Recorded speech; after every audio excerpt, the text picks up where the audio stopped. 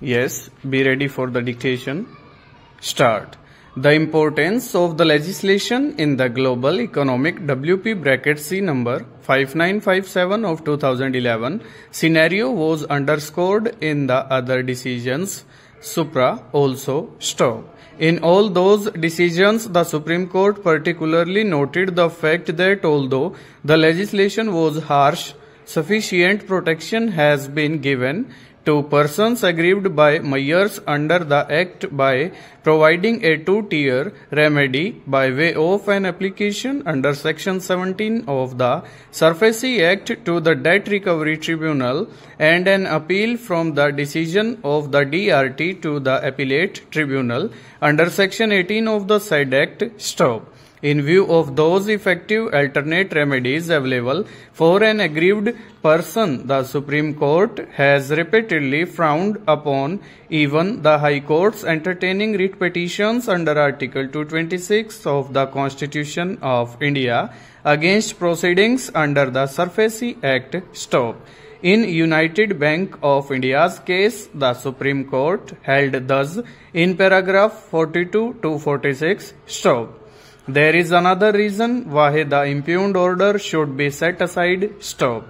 If respondent number 1 had any tangible grievance against the notice issued under section 13(4) or action taken under section 14, then she could have availed remedy by filing an application under section 17(1). Stop.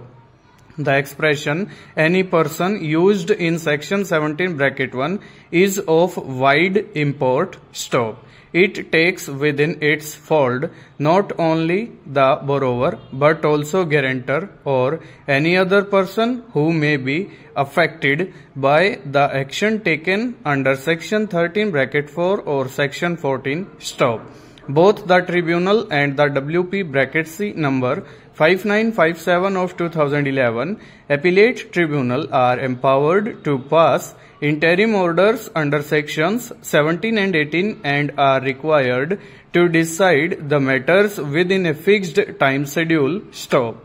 It is thus evident that the remedies available to an aggrieved person under the SURFACE Act are both expeditious and effective. Stop.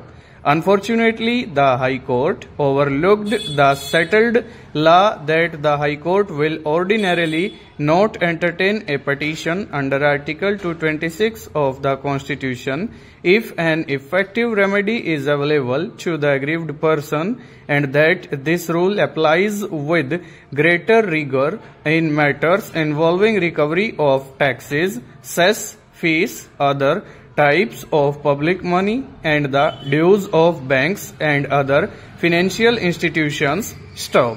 In our view, while dealing with the petitions involving challenge to the action taken for recovery of the public dues, etc., the High Court must keep in mind that the legislations enacted by Parliament and state legislatures for recovery of such dues are code unto themselves, inasmuch as they not only contain comprehensive procedure for recovery of the dues but also envisage constitution of quasi-judicial bodies for redressal of the grievance of any aggrieved person. Stop.